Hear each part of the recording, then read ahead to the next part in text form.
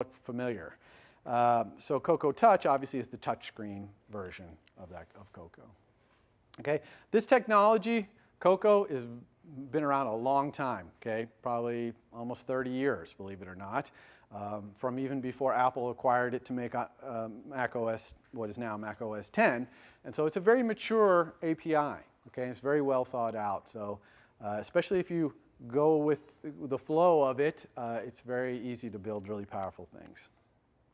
So that's what's in there. So let's talk about the tools we use as programmers, as developers, to build these apps, okay? And I've divided those into kind of 4 sections here. One is the tools, the actual programming tools. And what's great on this platform is it's pretty much a one tool fits all, okay? There's this one tool, Xcode 5, and everything's in there. Your debugger's in there, all your source code editing, your source code control, the UI building, everything is in this one app. There's a little adjunct there, instruments, which is for things like profiling your app and things like that, memory usage, those kind of things. But you're really always inside Xcode 5, which is really nice because, you know, when you're debugging, you're usually editing your code at the same time, back and forth, back and forth. You're going to different apps and all that would be a pain in the neck. And they've really done a good job of arranging the screen space so that it's sharing between all these different tasks that you need to do. So that's the primary tool, Xcode 5. You should all, right after this class, if you want, go to the Mac App Store, not the App Store on your iOS device, the Mac App Store on your Mac, and download this. It's free. It's available, came out last Friday, and you can download it, install it, and start playing around with it. Some of you might have already used Xcode like in CS106. Raise your hand if you've used Xcode before for anything. Okay, so 2/3 or more, 3/4 of you. So you're going to be used to it. You're just going to start using Xcode now to develop for iOS. All right. There's a new language for you to learn, Objective-C. It's kind of a funny looking language. Okay, it's got square brackets and colons, no parentheses on message calls, which is kind of weird for people who are coming from Java or C++ or whatever. The arguments are not put in parentheses or whatever. And I'm going to show you all about Objective-C. I don't expect you to know anything about it coming in. And if you know Java and C++, which you should if you've taken CS106A and B, then Objective-C is not going to be a big leap for you. It's a little bit different language. It's a little more fast and loose than Java, for example, and it's a little more kind of simple and elegant than C++ when it comes to the object-oriented stuff. So I think you'll like it.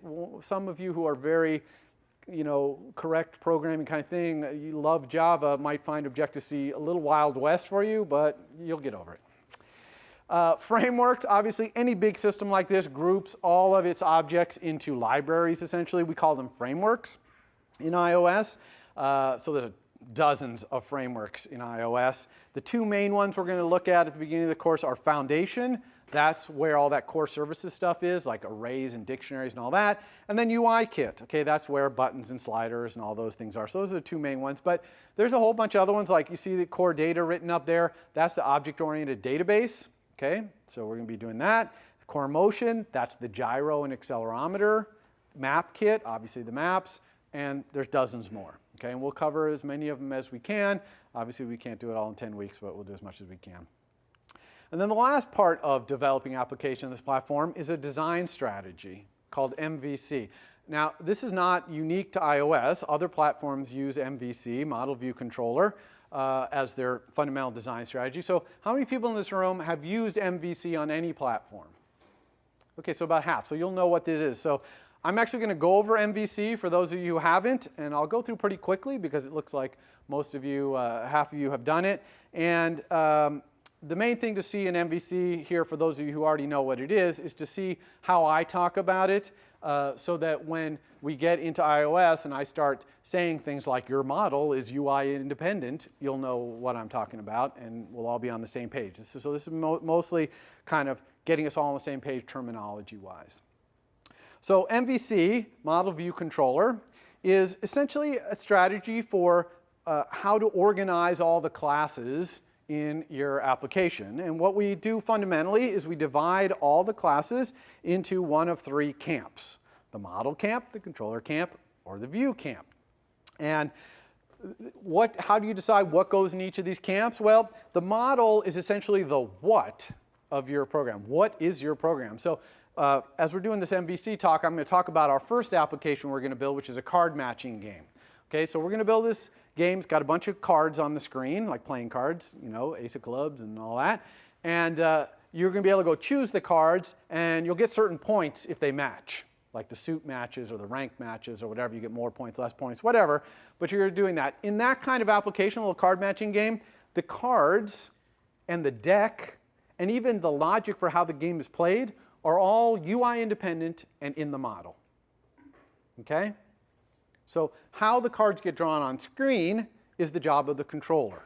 So the controller is its job to figure out how am I going to take this set of cards and display them on screen and then animate their movement and things like that.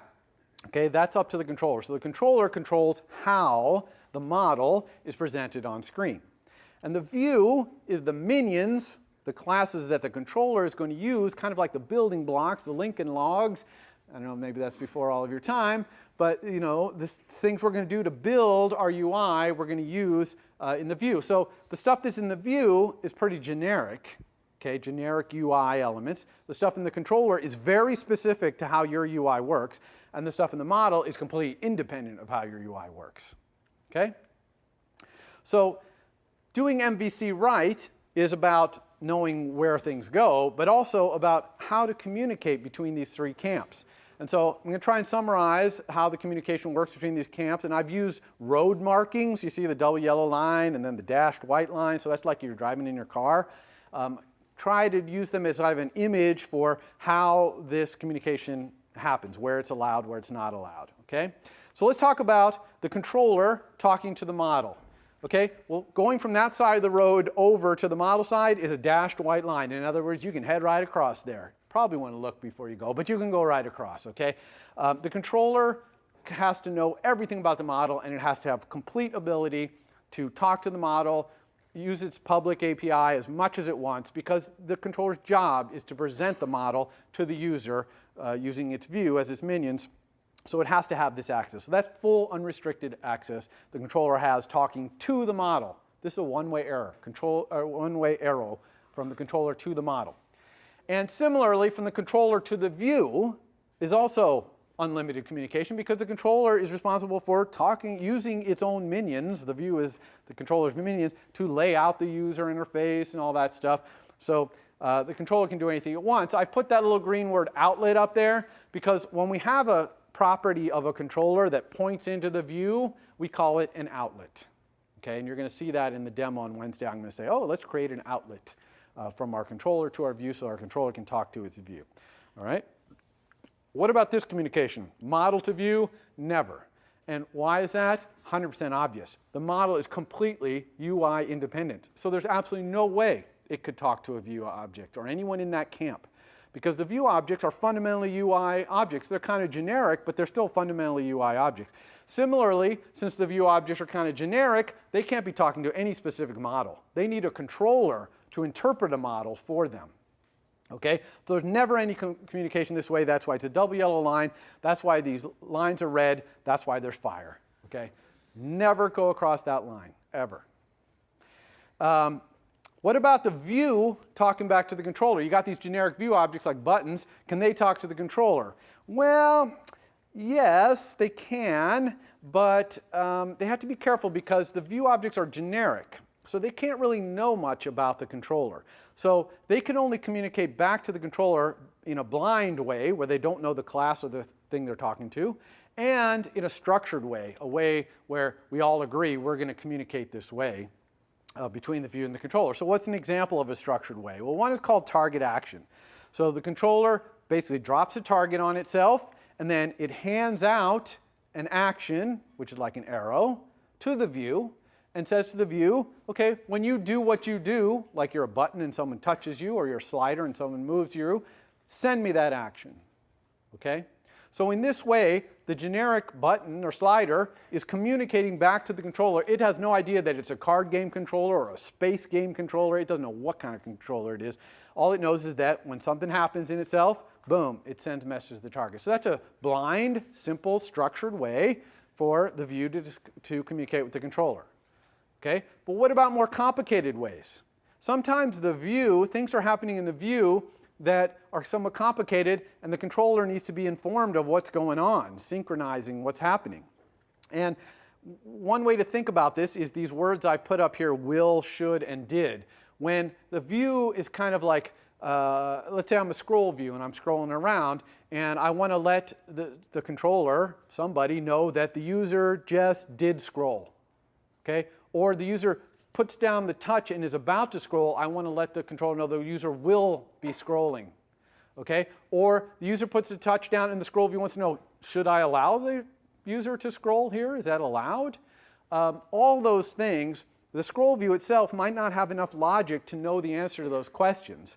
So what it does is it delegates the authority to answer those questions to some other object. Now, it doesn't know the class of that object. All it knows is that other object can answer these questions: will, should, did, this, that, or the other thing, like should allow scrolling, did scroll to point, things like that. So those are the kind of methods you're going to see in these delegate protocols.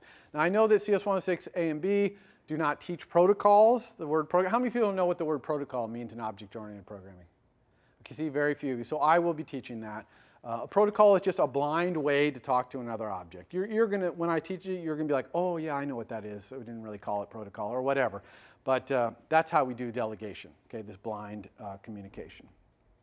Also, another important thing is that views should not own the data that they're displaying. They should not own it. In other words, it shouldn't be a property inside of them where that's the truth of that data. And the easiest example for this is all the songs in your iPod on your iPhone or your iPad, right? You might have 10,000 songs in there. So if you have some kind of generic list view in your view, you can't transfer all 10,000 songs to its instance variables and expect it to hold 10,000 songs so it can list through it. A, that would be inefficient. And B, that information, those 10,000 songs, belongs where?